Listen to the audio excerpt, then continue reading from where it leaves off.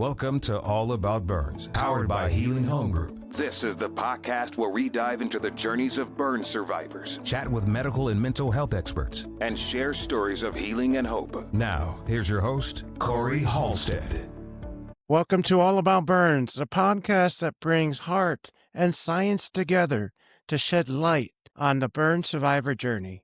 I'm your host, Corey Halstead, a burn survivor, nursing student, and advocate for healing beyond the hospital walls. Each episode, we sit down with survivors, medical and mental health professionals to explore the physical, emotional, and spiritual sides of recovery. Whether you're a survivor, caregiver, or a healthcare provider, you'll find real stories, real knowledge, and real hope here.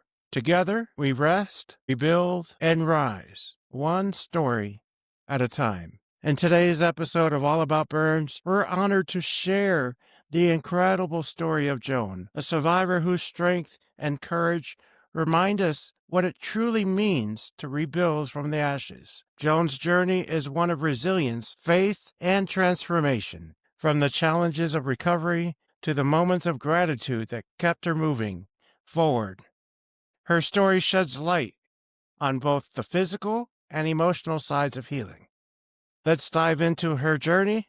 This is Joan's story. Welcome, Joan, to the All About Burns podcast. Thank you, Corey. How are you doing today? I'm doing well. Thank you very much. I'm honored to be here. Thank you for this opportunity. Well, it's an honor to have you here, an honor for you to share your story with, the survivors that listen to this podcast and everyone else. So I really appreciate you joining me today. Let's dive right in with the first question. If you could tell our listeners a little bit about yourself outside of being a burn survivor. Okay, well, outside of being a burn survivor, I'm just a happy-go-lucky soul, hard worker, fun-loving person who loves challenges. So maybe that's why I received this assignment, so to speak, of being a burn survivor. Just well-driven, love giving back, coaching, charity, and just enjoying life. And that's a beautiful thing. And I think it's so important to enjoy life even after such a devastating injury like a burn injury here.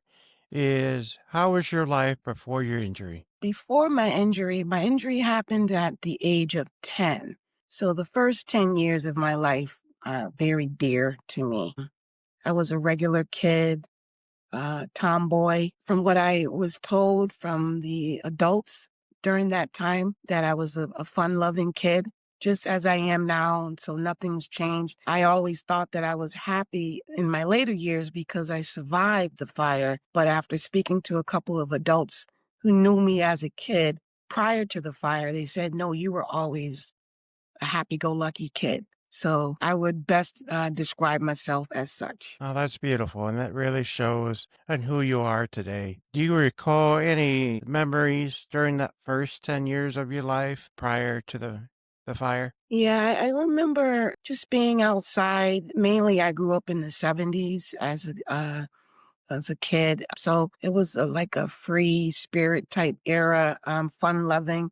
We didn't have a lot of the worries of today. So a lot of playground activity, building tree houses, gold carts, playing tag with your friends, hide and go seek, going to the park, just having fun, going to summer camp, going to school. We love school, and I love seeing my friends at school. So yeah, it was just a happy 10 years that, no one ever thinks that all that happiness is going to come to an end and that you're going to grow up to be a different type of person than you were, and so I think back many, many times to those first 10 years and I'm like, wow, how life has changed. But, you make the best of it, and I have no regrets. And I'm grateful for those first 10 years because it shows you that you need to appreciate every corner of your life, all your entire story, not just where you are today, but you have to embrace your entire story. So yeah, those first 10 years were awesome. However, the years afterwards, they were tough in the beginning after the fire, real tough, but I wouldn't trade anything for the world. I wouldn't. I learned a lot. So I embrace it all. That's a beautiful thing. I think embracing the full story is so important for survivors and people in general because you can't just focus on the negative parts of Exactly. life. You have to embrace the positive and negative, take the good with the bad, Good with the bad. and keep moving forward. So Exactly. it's beautiful that you've been able to do it because not everybody can. It's hard work. It's a lot of hard work. I think if I were to talk to survivors, just know that, I, I didn't know at the time, but there were people that were put in place to assist me. They could have been childhood friends who encouraged you or asked you to join in on a game when you were a kid and you felt like an outcast because of the accident. I call them my angels. They were put in place around me to kind of help you along. And they're people that you don't expect to be an angel, but you have to embrace it, welcome it, and accept the love that you get because you're in such a dark place a lot of the time that you may not want to embrace the love because you're not sure what it is. But that's when I look back, in spite of the all the negative part of being a survivor in the early years, there were significant people that were put in place to kind of help me along my journey. And I acknowledged it when I got older. I didn't really know what was going on, but they showed me extra love. And because when I walked by the mirror, I didn't feel the love for myself, but they saw what I couldn't see at the time, and I needed that. So Yeah. embrace the assistance. I think that's so important during the healing journey is to really embrace the people around you, the people that are giving you that support, that love that you need to get through these tough moments, especially early on when you have all the surgeries and being in the hospital and such. I want to pivot for a moment and talk about the day of your injury. Can you Mm, tell us what happened? sure. It was actually the Saturday after Thanksgiving. This was 1977. I was 10 years old and I lived in a duplex apartment and there was a house fire in the apartment that started, by a candle being lit and it fell onto the carpet and spread. And I was trapped on the second level of the apartment trying to put the fire out with my mom and my grandmother, and I got trapped in the bathroom on my second trip out to put water on the flames. The door was filled with flames, and I basically was screaming for my mom, and it was so much noise because what most people don't know is that the fire is loud. They're screaming. There's a lot going on. People are, moving fast. And all I know was that we had throw rugs on the bathroom floor. I knew I couldn't stand there. I couldn't fit out the bathroom window because it was real small. So the only option I had was to jump into the tub and go into a fetal position. And that's what I did. And I just knew that was it for me. Like I didn't expect to make it out of that. And apparently I did. Apparently the fireman reached in and grabbed me by one arm because I found out later that I had a broken bone in my wrist. And I mentally figured out that it had to be the fireman, that he must have done like one clean sweep to reach me, to grab me out. And it broke my wrist because I was only 10. And the next thing I know, I was in a plastic bubble wrapped from head to toe in Boston in Shriners, and I lived in Connecticut. And I didn't know what was going on. I couldn't talk, wrapped from head to toe with IVs sticking out of me in every direction in a plastic bubble with pins sticking out of each finger. So couldn't talk, tracheotomy, just couldn't believe, didn't know what was going on, couldn't talk, just a lot of pain. And I was in that plastic bubble for approximately 2 to 3 months. And yeah, I remember the first time I saw myself on the chrome above my head in that plastic bubble in the bed. And I couldn't believe what I saw. So yeah, those are some tough memories. Those were definitely some tough moments. Now, were you the only one injured in the fire? My grandmother was injured as well. She had burns, sustained burns on her face and her hands. Yeah, her burns were different than mine. She was offered the opportunity to get plastic surgery, but she turned it down. I had keloids, and so they didn't want to cut into the keloids. So I pretty much had to just deal with the situation. And at the time, believe it or not, at that moment of time, I was the only patient on both sides of the ward, East and West Ward, that had sustained burns on the face. So even within the burn unit, I felt isolated because I felt like the other kids could, once they're discharged, they could put on a shirt or pants and cover up. And I looked totally different. I was just, I couldn't cover up. I was just there. So who's going to be able to relate to me in my journey? Because no one else had burns on their face like I did. So I still felt alone in the burn unit. Imagine that. And that had to be so hard for you. As you got maybe more alert and were able to walk around, you Man, start to see other kids that didn't have burns on their face or didn't have keloid scars. yeah. And then what was going on in your mind? What were you thinking? You just kind of numb because it's a shock, because just everything was it's kind of like a movie. Like you're in this. I wasn't sure if I was dreaming all this or I mean the pain was real, but I didn't really know what to think. I was just, I was 11. So I was 10 when I went in, I was 11 when I got out. I was just a kid, so I didn't really think much about what I was going to deal with on the outskirts of being in the hospital. I just was kind of in survival mode, I guess, is what I was in. I didn't really start thinking about the discharge and what may happen until later on, a couple of months into my stay there. That's when I started to kind of worry about how is this going to go when I'm discharged, like with the world, with my friends, because I looked totally different. So How long were you in the hospital for? from Thanksgiving weekend till the second week of April, I was in there. So So I quite pretty some much time. missed a lot of school year. Yeah. And you missed And probably a lot of school, it, a lot of things that happened in life, yeah. being at a young age, playing Mm-hmm. with your friends. Mm-hmm. Now, how did your friends react once you did get home, once you got out of the hospital and Well, back to school? I give a lot of credit to my elementary school and the administrators there because I actually had one of my teachers drive to Boston from Connecticut with my homework. So when I got better, they brought some work to me to try to keep me up with the rest of the kids. And from what I understand, a couple of my elementary school teachers came up to school to they came up to Boston to visit me, and they went back and started this whole program to get the school prepared for my return. There was a show during that time called Welcome Back, Carter.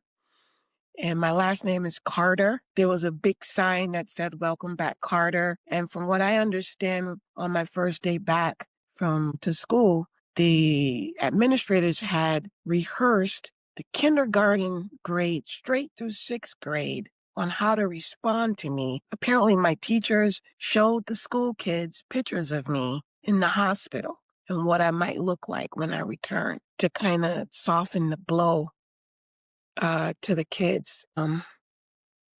Yeah, they treated me really well. That's very beautiful to It hear. was each kid knew my full name. That was what was shocking. As they walked by, they would say, "Hi, good morning, Joan Carter, Joan Carter, Joan Carter." And I'm like, what is going on? So that part was good. The community, the people that didn't know you while you're walking to and forth school, that's a different story. So yes, I Did got you have love. any negative encounters outside of Yeah, school? yeah. A lot, a lot, a lot. And yeah, people yelling things out of the car window. If I looked like that, I wouldn't come outside. People just being very insensitive and, because this was the 70s. So there was no cable TV. There was no Lifetime channel. People weren't used to seeing what we see today on social media, and they didn't know how to handle it. And I kind of later on in my years, I can't be mad at them. It's not nice to say mean things to people, but I looked shocking.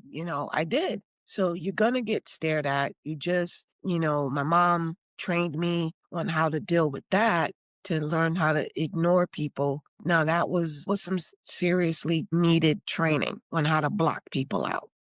How were you able to do that?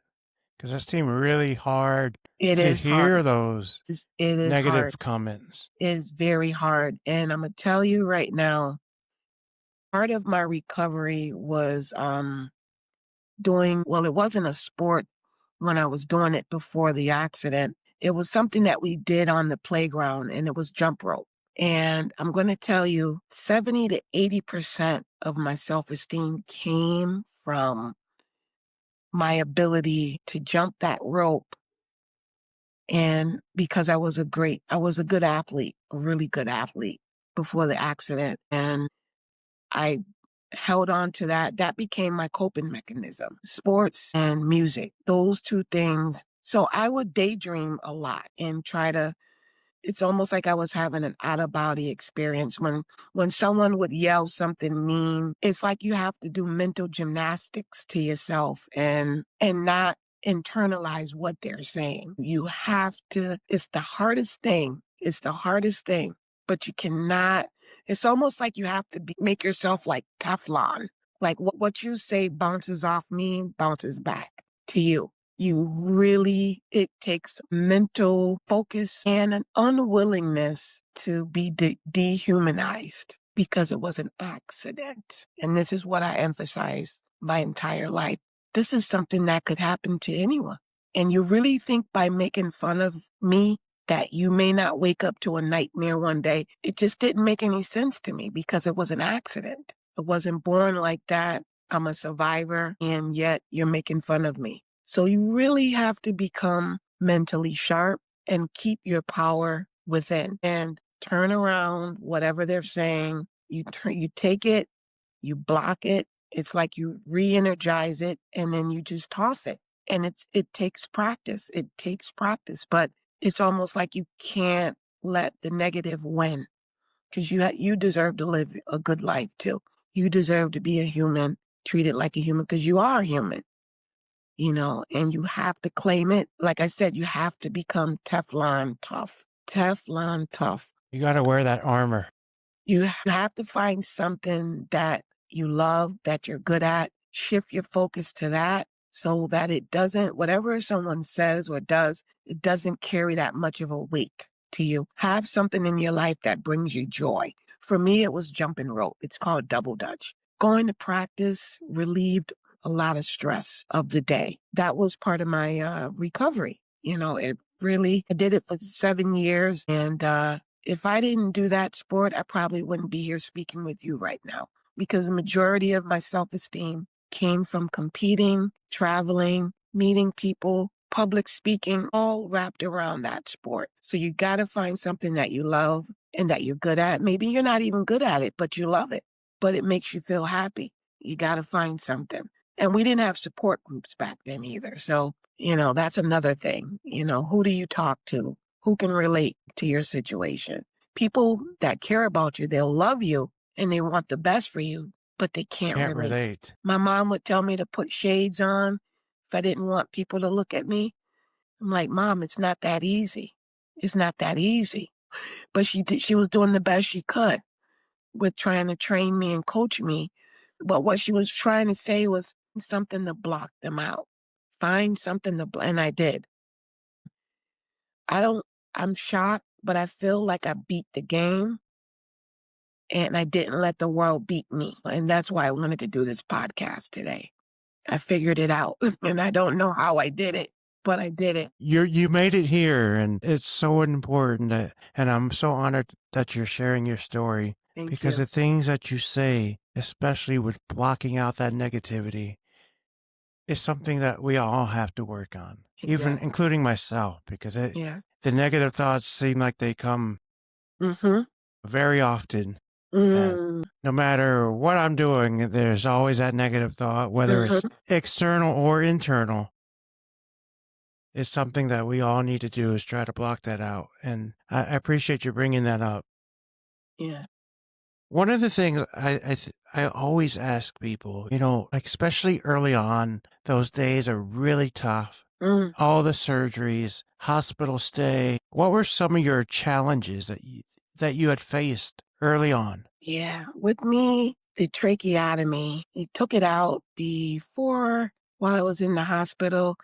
And then some of my co-patients were complaining that I was breathing too loud at night. And I do remember the doctors were scared to put me to sleep, so they had to literally cut my throat open while I was awake and insert that tube back into my throat. That experience never left me. Never. Because I was just kind of like, what? You're going to do what? It's like, wow. Because I'm 58 years old now, and I was 10 when they did that. So you can imagine if I can remember that, that stays with me. That stays with me. The skin grafts, the donor sites. Back when I was at Shriners, the way that they pulled the gauze off the donor site, The wound care. the whirlpools, yeah, just those, and then the scents. I just didn't like the aromas of the different medicines. That was tough, and physical therapy upon leaving. Physical therapy was tough because I have limited mobility with my fingers, and I didn't want to sleep with the brace on at night, and I had the full arm brace, so I had to sleep like this, like a robot. And this is after discharge. Wow. At home, I still had to sleep with these. My mom would have to wrap me up, and I had braces on my hands to try to keep them, but I didn't want to wear them. So because of that, my fingers don't bend all the way, like this is a fist for me. So it's hard for me to grip things with my hands. So those were the toughest times for me. And to be honest with you, leaving the hospital, the toughest thing for me was figuring out at the age of 11, how am I going to reinvent myself? Because at the end of the day, if you survive this horrible, horrible situation, at the end of the day, you just want to be a normal kid again, if possible. You want to be accepted as you were before, if possible. To me, I knew everything had changed in my life when I went back to visit my old neighborhood. And there was a little boy that I guess he had a little crush on me. He was much younger than me, so it was like a little kid crush. And when he saw me, he ran the other way. And I was so hurt. And I said to myself, you're not the same person anymore. You're different. You got to figure this out. You got to figure this out. You got to figure this out. Yeah, I just started clinging to sports, and all my focus was on sports. And as you know, whatever you focus, you usually become good at. So, that's how I got my respect from my peers. I was always good in school, but the sports that I did, that brought the other level of respect that you wanted, because besides education and sports, that's something that no one can take away from you. Your abilities. What are you good at? What makes you shine? What makes you special? You got to figure that out. You figure that out, and you hone it. You shine it up so that when you walk into a room, you walk in with your shoulders back and your head up. You need to find something that makes you feel that way, because everybody is good at something. You just got to figure it out. Once you figure that out, you're unstoppable, and to be honest with you, I don't know how I stumbled into all this, but I figured it out. I held on to it, and it wasn't easy, but my greatest weapon that I have is my head, no matter what. I can't let that go. I've had guys approach me, and I may not be the prettiest woman, but the one thing they tell me is you have a stable mind. I have scars on the outside, but my scars on the inside are not visible. And because of that, other people consider me attractive because I've managed my life and I've controlled it. I've figured it out. I accepted it, and I've moved on. I don't dwell on it. I don't focus on it. I just want to live a life and be happy, give back, and that's it. So they'll overlook a pretty woman and come to me because I'm a stable-minded person. So that power is something that I learned through the fire, and controlling when someone laughs at you. You may get offended at first, but you got to think about it. Do they even know what they're laughing at? Do they realize that I'm a 6-month survivor at Shriners, that I endured what I've endured? Will they be able to endure what I endured? So the laughter, you can't feel offended by it. I almost started feeling pity for them because they don't understand what you've been through, but you do. And because you understand, you don't take offense to someone who doesn't get it. That's how you take your power back. You turn it around. I had people laughing at me when I was going to school in Boston for college, Boston University. They're moving away from me. They're laughing, they're pointing, but they don't know why I'm up there. I'm up there because I'm a student. One day you might walk in the office and I might be on the other end of the desk and you're trying to get a job. Right. Oh my God, this is that burnt up lady that I was laughing at on the train. You see what I mean? They don't get it, but you get it. So you can't let that get to you. You just have to stay focused and set your goals, live your life, do good, and that's it. You can't let the outside world, if I did let them in, I would have never left my house. I never wanted to leave the house when I returned from Shriners. I just didn't want to leave the house. And my mom was like, "You're 11. You got your whole life ahead of you. What are you going to do? Sit in the house?" I said, "Yeah." She said, "All your friends are at camp." I'm like, "I'm not going. I don't want to go." That's how you feel if you let people into your head. But I was little then. The older I got, I learned how to control my mind, my thoughts, what to embrace, what to toss out, and keep it moving. If I could do it, anyone can do it, because I didn't have a support group. This is all trial and error. But one thing you know is you have to survive and you deserve to live. So That's so beautiful. And I love like the things you're saying because it is so important for people to hear this because, the mental challenges that this injury brings and the knowledge that you've shared from your own lived experience can truly help someone get through what they're getting through. Like finding something that they love to do and really stick with it, just like you did with Double Dutch. And, that also brings a sense of community because you start getting connected with people that are enjoying the same activity. exactly. And you develop friendships and the life goes on from there. So I Exactly. really appreciate you bringing that up because that's a perspective I've never heard before from anybody. And it's beautiful that you have been able to share that on this podcast. My pleasure.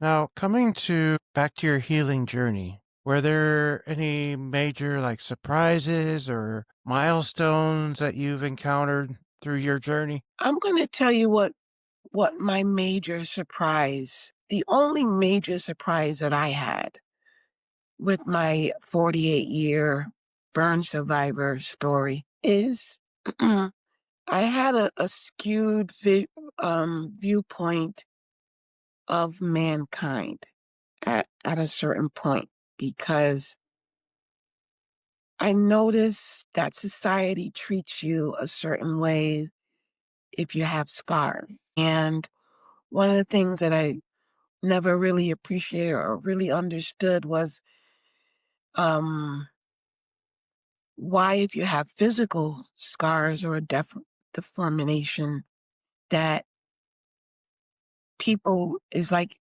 you're cut like a lower grade of a person, like you're not worthy of certain things like love, attention, opportunities. It's almost like you're damaged goods. People are not proud to hold your hand in public, but they love you in private. I just never understood the ignorance where people judge a book by its cover. I think that's my biggest pet peeve. If I had a pet peeve, that probably would be it. As a burn survivor, people look at you. If someone liked me, I would hear comments like, Joan, he likes you? Like, it was such a, like, why can't someone like me? Or why can't I get married? Or why doesn't anyone ask me, are you married? Will you get married? They'll ask my friends. They never ask me anything. Like, they don't expect me to live a life like a normal, regular female. And that always kind of bothered me a little bit, to be quite honest. The good thing about everything is, coming to the realization that my scars were my protective armor and falling in love with my scars. And that came in my 20s when I realized that my scars were not a deterrent for my happiness, but actually it protected me from things and people's intentions. Usually, for example, as most young women, I always liked the bad boy growing up. The bad boys would look at me and they didn't admire me like they admired the other girls. I didn't realize, but at the time, they treated me with a high level of respect, and what was going on was they knew they were rotten, so to speak. They knew they were rotten and they didn't want to drag me through the mud. And I got to live vicariously because no one was paying me any attention. So I went through, I call it an incubation period where I didn't wear any makeup. It was from age 11 to 15 and a half. No makeup, just burns, two-tone color skin, keloids. I was always well dressed, but no one paid me any mind. So I got to blossom internally because no one was bothering me during my adolescence. No one was acknowledging me as a pretty female. And I got a chance to watch what the girls around me were going through. They were getting dragged pretty much through the mud. And these same guys that I admired, they wouldn't give me the time of day, but they gave me the utmost respect. And they considered me a warrior because of what I've been through. And back then, I didn't want to be considered a warrior. I wanted them to like me like they like her. But it was a different level of respect. And I didn't get it at the time until I got into my teens. And I started thinking about high school and how I was treated. And I said, wow, I actually fell in love with the burns and realized it was a protective covering, kind of like a turtle. Only the good was able to penetrate this tough skin because it took a special person to be bold and strong enough to take you by the hand and say, this is mine. You're not made for everyone. Everyone doesn't have what it takes to stand next to someone who's different.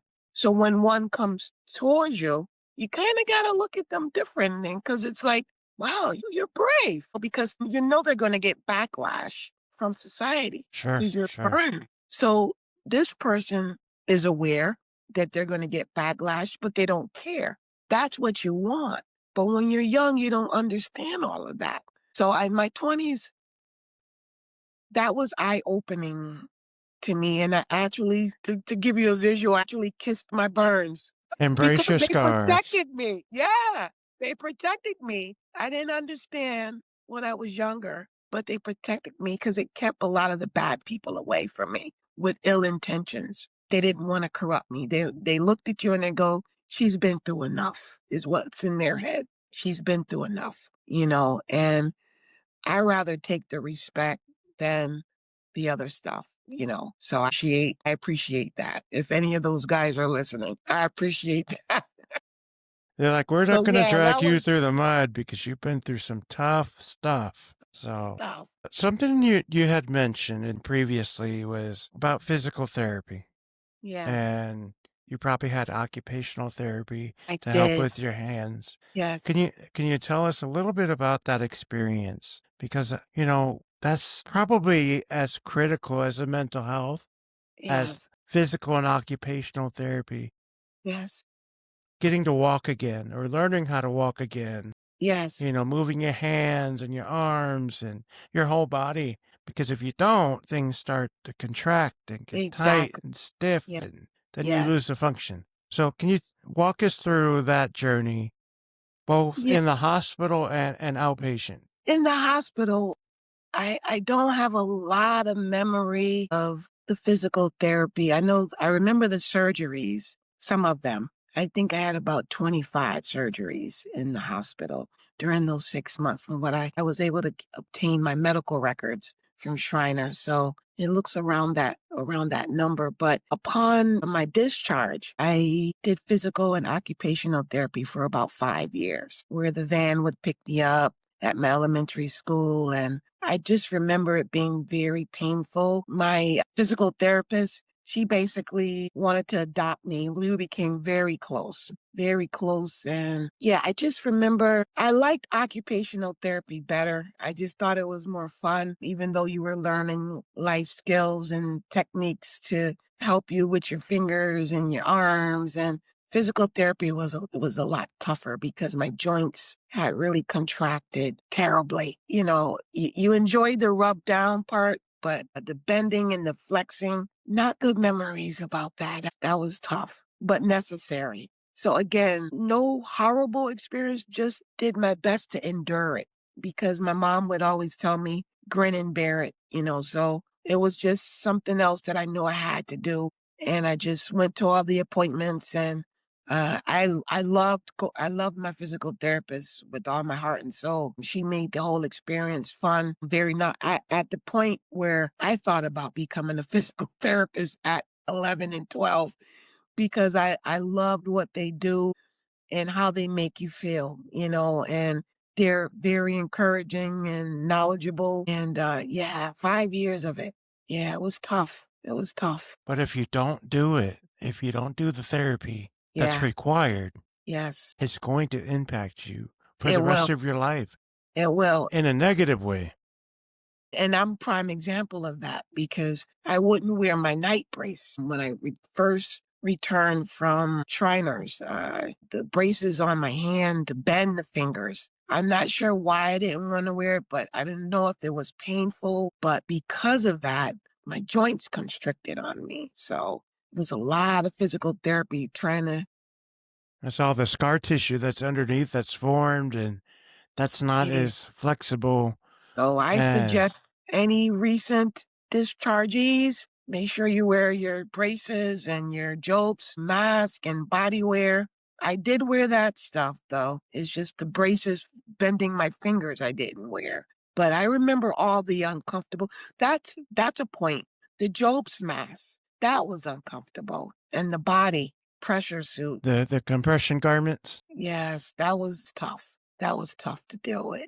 Yeah. I almost forgot about that until I saw something on Facebook about it on the burn survivors website. And I said, wow, because it threw me back so far back that I forgot that I wore all that stuff. A lot of these memories, I think you put them when you've endured it for so long and it happened so long ago. You definitely put it in a compartment in your mind and put it in the back. And I actually was fearful of this interview just a little bit because I said, this is a different kind of interview that I'm not used to. And I might need a psychiatrist after this interview because you're taking me into some areas that I never Taking you really. back down the memory lane. You're taking me, yeah, and I haven't, because who do you talk to about this stuff? No one. So you just kind of tuck it away, and like they said, if it didn't kill you, you're better for it.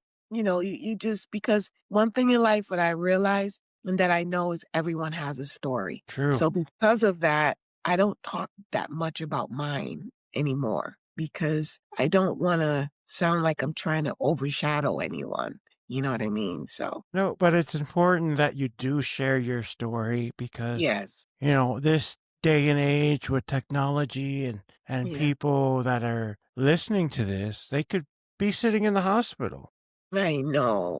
and people could look up to you. Wow, she's made it through so many Yeah. years, so many obstacles, and these folks are just beginning their journey. I know. And more importantly, Bless for the them. people that have not experienced a burn injury, this educates them. So when they do see a burn survivor walking in the store, they can Yeah, know how to interact with them better.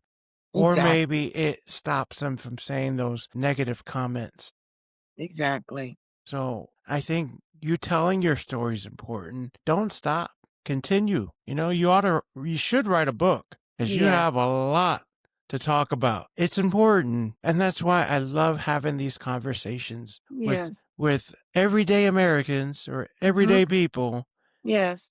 that are sharing their story, what they've gone through, Yeah. whether it be 5 years, 10 years, 20 years, 40 years post injury. You learn something from each and every one. Absolutely. That's I think the beauty of this too, it personally inspires me when I just sit here and listen to people talk and listen to your story. It's inspired me to continue on with what I'm doing through this Yes. podcast and Please do. other avenues to support the burn community, because there's not enough that's talked about. There's not enough not enough support for survivors from Yeah. burn injuries. You hear a lot about stuff for cancer treatments, cancer support, diabetes, all these Mhm. different, diseases or injuries, but not enough to talk about burn injuries. And it can happen to anybody. Anybody. Young, old, black, white, Asian, Native American. Doesn't It does matter. not discriminate. No, it doesn't. And it can flip your life upside Upside down down in a minute. in a minute. So it's so important to bring these stories to life and allow people just to sit back and listen to you Yeah. speak and other survivors speak. Yeah. I want to continue on about, you mentioned having a support from your mom and her really teaching you how to block out the negativity. hmm Has she been your biggest support over the years? She is. She was my biggest supporter. Yeah. She basically trained me. I remember watching the Ray Charles movie when it came out, and the beginning of the movie, if you haven't seen it, it starts with, I guess he started losing his eyesight, and his mom was like training him on how to live his life as a blind person. I remember sitting in that movie and I just started crying because it just reminded me of my mom. And me when I returned home from Shriners. And from what her friends told me, she couldn't hug me and do the things that she really wanted to do because she knew that it would soften me. And she knew my journey was going to be rough. So she didn't baby me. We're 20 years apart and I knew it was hard for her, but she was tough with me. She didn't let me come home and complain. She'd listen, but she didn't coddle me at all. And I kind of resented it a little bit at the time because I was like, I just wanted someone to coddle me. That's what I wanted, to be honest. I wanted that. And she was just tossing out instructions on how to, if I said somebody made me feel a way about something that they said or it hurt my feelings, she was just instructing me to toughen up and say things like grin and bear it, or I just ignore them. And, I'm like, ignore? I don't think she understands my world, but I just kind of figured it out. Like, it's just, I did have to learn how to ignore. Like, basically, she was saying it. She really didn't know how to really put it in terms for my situation, but I learned how to figure it out because I basically spend the majority of my time ignoring the comments and reactions of others. I can see people's faces, the change in the face when you enter the room. Put it like this. Before I went to college in Boston, I was a 4-time world champion and well seen on TV and well known in my state. And I was on a lot of TV shows. When I went to Boston for college, I had to start from zero because I was just a burn victim in that community. No one knew anything about me. They didn't care. All they saw was a burned person. So what do? You're like, my God, I'm being thrown back to 1977. Now I have to start all over again now do I try to win these people over? Or do I stay focused? You know you're here because you're here for school. You're not here to win these folks over. You're here to get your education and leave. So for me, it's a constant coaching, just what my mom was telling me when I was a kid. I had to keep using what she was trying to instill in me. as a kid because I had to use all that stuff to go to college too. People are on the train, they're moving away from me. You feel like you have leprosy. No, you're burnt. I'm like, these are burns. And they're not. It's just, it was a lot. It was a lot. I tell my friends, my college friends, and they're like, they couldn't believe that that was my experience. So one day, a couple of us took the train downtown Boston and people were like pointing at me and moving around. And my college friends were like, they were in shock. They were like, Joan, I can't believe that you go through this because to them, they don't see the scars. They see you as a person. They see me as a person. And I go, this is what I deal with. So, I thank my mom because she really instilled in me that if you're going to make it, you can't let these things get to you. You're going to have to figure it out. But you cannot come home crying every day. You're going to have to figure it out because I had to keep coaching myself in different situations and keep learning on how am I going to deal with this situation? How am I, the different reactions from people. And I was in shock because I'm sure I wasn't the worst looking person that they've seen, but that's the reaction that I was used to getting. Like I was so horrid. And that's gut wrenching. That will drive you into a depression if you let it. I really don't even, be honest with you, I'm surprised that it didn't seep in deeper. I'm not sure because I don't drink, I don't smoke, I don't do any narcotics at all. And yet I'm not depressed and I don't get it. I still don't understand. To be honest, I don't understand. I'll be honest too. I did make a promise to myself when I was a kid that I wasn't going to do anything to harm myself because I know what my body went through. So no matter what's going on externally, I'm not going to make a decision to add to what this vessel has gone through. That was my promise to myself. So at the end of the day, someone can break up with you. You can lose your job. You can lose your house. At the end of the day, I'm not going to destroy Joan because that's all I got. Yeah. You're so right about that. And I can appreciate what your mother has instilled in you because it's made you who you are today. And you having, I'd like to call that tough love from your mom. Yeah. Brings you that strength, that perseverance, that resiliency that you needed to get through this life-altering, life-changing injury. Yeah. And you've learned to embrace your scars. You went on and did some amazing things with Double Dutch, and it's made you who you are today. And I think sometimes we go through situations in life, we don't realize it when it's happening, but I think it happens to some of the toughest people. The people that can persevere, the people that can get through it. Because there's some other people that can, and they didn't. Especially back in the 70s, the technology, the medical equipment, the skill set of the physicians is not like what it is today. Not at all. So it's a blessing that you made it through. Absolutely. I'm very grateful. Very grateful to that hospital and all the doctors, nurses. Yeah. Now, tell me this, how has your outlook on life has changed since your injury? Because I was a kid, I was always happy-go-lucky, optimistic. I try to remain as such, but I'm a little bit more aware of human nature. And I'm very sensitive to energies. I can read the room in a half a second. But one thing I had to learn is I'm always going to be true to myself and always be respectful to others. But I'm going to have to protect Joan at all costs. I'm a happy-go-lucky person.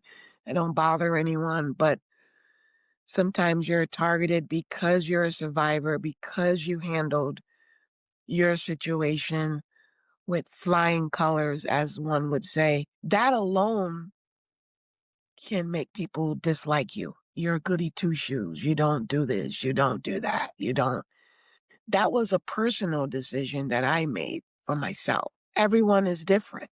I don't judge anyone. I encourage everyone. And I'm gonna just keep doing what I'm doing and try to keep everyone upbeat and keep my peers active. That's my goal, is to keep everyone moving and making every moment count. And there's so much like hate in the world that I just want to be a part of the light and continue being part of the light, because I believe that if you did survive any of these accidents that we were in, we survived for a reason. And like, you created this platform. We're very grateful for all the work that you're doing.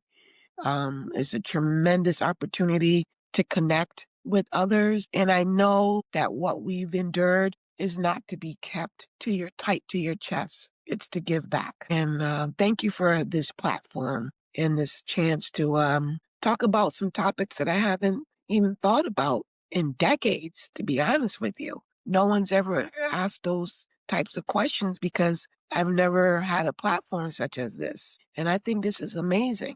So keep up the good work. We Well, need you.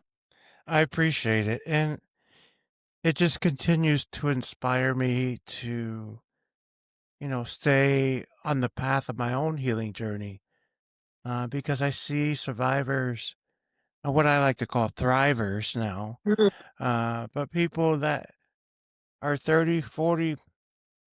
I know one person that's 63 years from her injury. Wow. God So bless. the stories I hear, the people I meet, just says, I can do it. Absolutely. If these people could do it, I can do it. Absolutely. No matter how the injury occurred, Mm-hmm. I can still do it. Absolutely. Keep pushing, keep moving forward. Mm-hmm. So I have a couple more questions for you before we wrap up. Sure. What do you do now for self care to bring yourself that peace and joy in your life? That's, I think, so important for Yeah. survivors to know, because we get wrapped up in the doctor's appointments, the surgeries, physical occupational therapy, mental health therapy, but it's so important to bring that peace and joy back into your life. So how have you done that? Well, I do a lot of pampering of Joan. So I like hair appointments, manicures, pedicures, shopping, all that female stuff. I like all of that. But I also enjoy exercise. I'd like to get out, do a lot of walking, do walking with my mom. I was coaching double dutch for a couple of years. So giving back in those ways, volunteering in my community, and actually doing a lot of public speaking, to be honest with you. So I've been to different venues, and then people ask me to speak at church functions, fundraising functions, local sports events, different platforms. I'll attend, and, just, I love being in the community, kickball tournament for violence, marching bands. I'm there. Like, I'm a social bug. I love to be a part of my community. I go to comedy shows. I do stuff that makes my spirit feel happy. A lot of the times I'm by myself because I'm not afraid to be by myself, because when you have endured what we have endured, you're a warrior. You really don't need to be surrounded by people all the time. Because I always said, when I was in that hospital bed and they were ripping those bandages off me, I was by myself. My mother was across the room and the doctors were encouraging me, but I was feeling the pain. So why would I need to be a needy person when you endured something like that? Now that's something that no one can take away from you. But you have to remember these things and take it to heart. So I spend a lot of time alone because I like to think. I find myself when I am in a crowd, because I'm an extrovert and an introvert. But when I'm around a crowd of people, sometimes, unfortunately, you get caught up in the crowd mentality. I am more of an introvert. I love both, but if I had to choose one, I like my time alone because I like to think of my own thoughts, my own goals. How did I feel about what someone said? What was the intention? I need to be connected to Joan at all times. I need to know what I like. I don't want to like what the crowd likes. What do I like? I bring it back to me. And this is why I don't do things to harm me, because I said every minute counts. When they let me out the hospital, I actually started doing that double dutch with the tube still in my throat. I couldn't even breathe properly. I had to breathe into a brown paper bag and then continue and then breathe. As soon as they let me out, because I never thought I was going to get out. So as soon as they let me out the hospital, I was just trying to make every moment count. And that's what I'm doing today. And tonight is so special to me because I've always wanted to give back. I've had movie deal, contract, this book promises, nothing materialized. And all I ever wanted to do was to give back. So tonight's special for me. And I thank you for this opportunity again. I think what you've shared with us tonight is your strength, your resiliency, your commitment to move forward in life, despite your injuries and what you endured at such a young age that, changed your life forever. But you didn't let that stop you. You kept going. You had some major, achievements through your life, and you keep going. And I'm honored that you're here to share your story because back in the 70s, things could have been different. You may not have, gotten out of the hospital alive. At all. Yeah. And that's a blessing. That's a miracle. One thing I ask all survivors that are on the podcast is if another survivor is listening who is at the very beginning of their own healing journey, or they could be in the hospital listening to this episode, what do you want them to know? I want them to know that you are deserving of a happy life. No matter what pain you're feeling right now, if you survived your injury and you've made it this far, I would say make a commitment to yourself that you're going to love yourself no matter what the world says, no matter what the doctors say, no matter what anyone says, no matter how you feel. You're going to have ups and downs, of course, but life is meant for the living. And if you're still here, which is a blessing, by the way, be grateful and make a commitment to yourself to always do your best, live your best, give love, and learn how to receive love. And that love will offset the negative. And you're going to need that because the road may be tough, may be tougher for some and not so tough for others. But it's not going to be easy. I would never tell anyone. But if you use the correct coping, you're going to need to find positive coping mechanisms. And that goes for burn victims or anybody who's different. You're going to need to find healthy ways to cope with your situation. Let that be music. I remember when I was in Shriners back in the 70s, it was called Shriners Burn Institute back then. They would give you gifts. I was there during the holidays. So one of my gifts was a little white radio and I would just play that. And when I left the hospital, I continued to play that radio. And then next thing you know, I've had my parents buy me back then it was called a component set, showing my age now. And I started listening to music, all types of music, jazz, whatever. And I found out that it was a great escape for me. That's a coping mechanism. I didn't know. Another coping mechanism was the sport that I loved, the jump rope, the double dutch. It's a distraction. You're going to need something. Some people go when they're older, depending on when the accident happens, they may turn to substance abuse. You don't want those kind of coping mechanisms. There's positive, there's negative. You don't want anything that's going to work against yourself. Try to find something that won't harm yourself. Remember, your body has been through a lot already. Love yourself because only you can feel that pain. No one else. People can love you, but they can't feel what you're feeling. Make a commitment to yourself and love yourself no matter what. And that's what I do. No matter who comes and goes in and out of my life, I'm going to always love Joan. And that's that same little 10-year-old who's in shock when she looked up on the chrome in the plastic bubble around the light fixture and saw how horrible she looked. I still polish myself up every day and go about my business and live my life. What else you're going to do? Life is a blessing. So continue. It's going to be tough. It's going to be beautiful.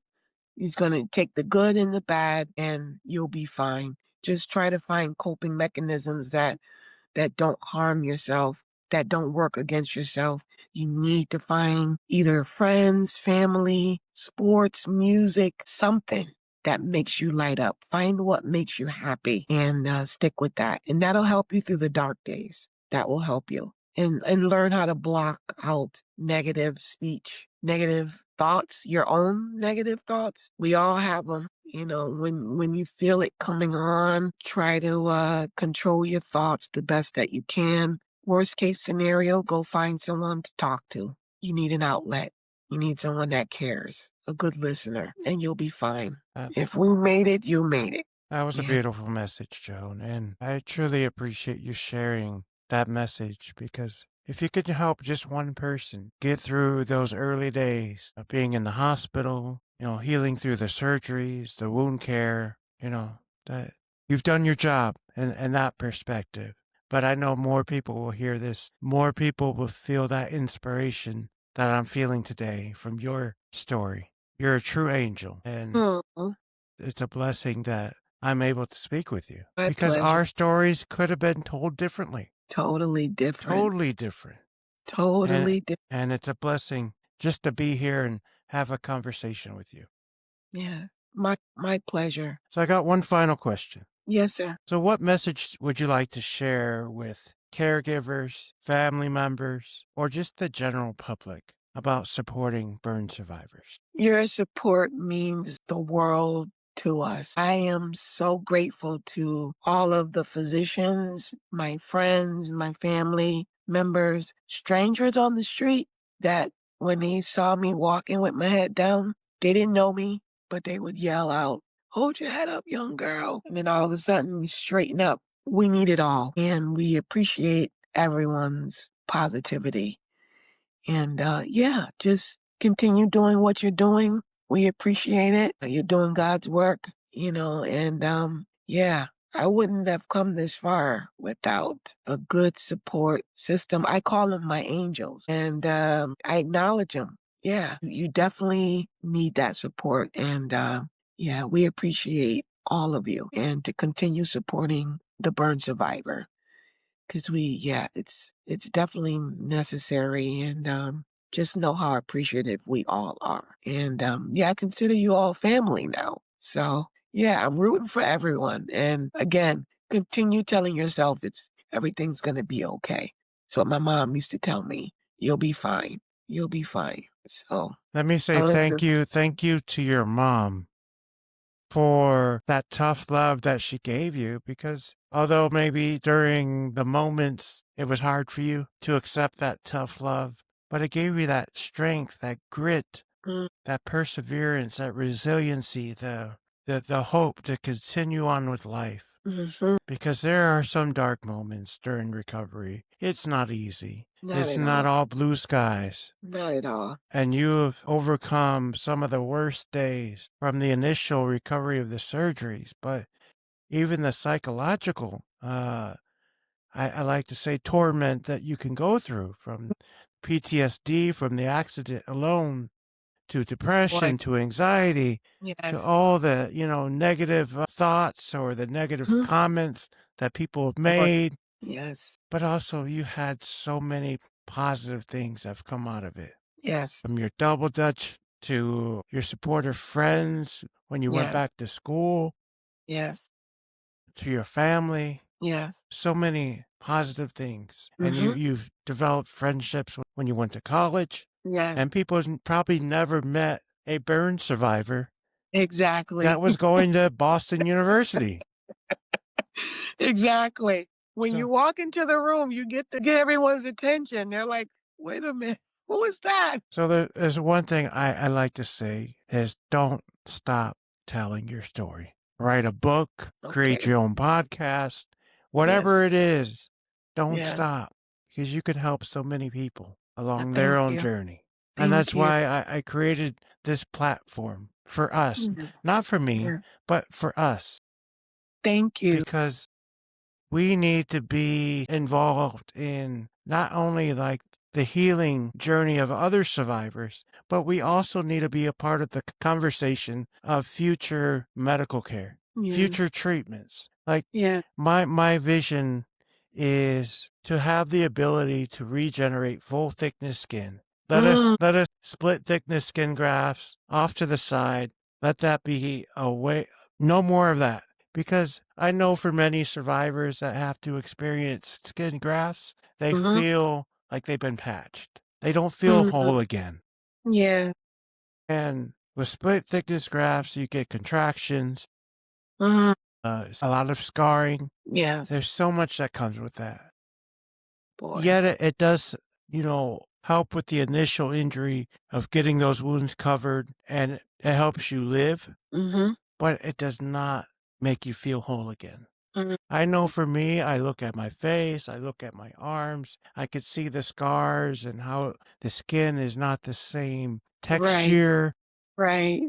When the doctors have to do the meshing to stretch out the skin, Right. and then you have those almost look like fish skin after it Yeah. heals. Yeah. I always wondered what that look came from. Yeah, That's so a that's weird. from what they do, what the doctors do in the operating room is when they harvest the skin from the donor site and Mm-hmm. they need to cover a larger surface area. They run the skin through a what they call meshing, and it Mm-hmm. puts little holes into that Oh, the skin, and they're able to stretch the skin to cover more surface area. But what happens, your body has to naturally heal those holes from the mesh, and it's not going to be the same color. A lot of times there's scar tissue can form in that area. So okay. that's why you have that different look. Wow. So part of my Okay. nonprofit is to look at regenerative medicine. How can Okay. we restore people's skin,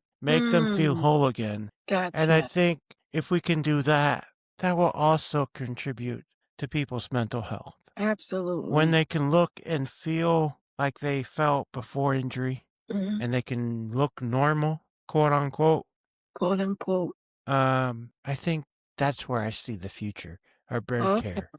So Awesome. we're in the beginning stages. Okay. Having this platform is so important. And I'm Awesome. so honored that you were able to join us today to share your story because it gives me hope. It inspires me to continue on with what I'm doing to help other people. So, Joan, thank you so much for being a part of this podcast. You're welcome. My pleasure. Thank you. Oh, you're welcome. It's a complete honor. Joan's story is a powerful reminder that healing isn't just about the scars we see. It's about the courage to keep going, even when the road is long. Her strength reflects the spirit of every survivor who chooses to rest when needed, to rebuild with purpose, and to rise again with hope. If Joan's story moved you, consider supporting the mission of Healing Home Group, where survivors can find a space to rest, rebuild, and rise. To learn more or make a contribution,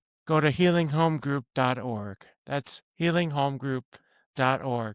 We directly support burn survivors through our mission to have a place where people can come to after they get out of the hospital, to have that support and sense of community through our transitional housing program. And thank you all for listening to All About Burns. Until next time, keep the light alive. Thanks for tuning in to All About Burns. Brought to you by Healing Home Group. Be sure to follow, subscribe, and join us next time. Until then, take care and stay strong. And remember, You're not alone.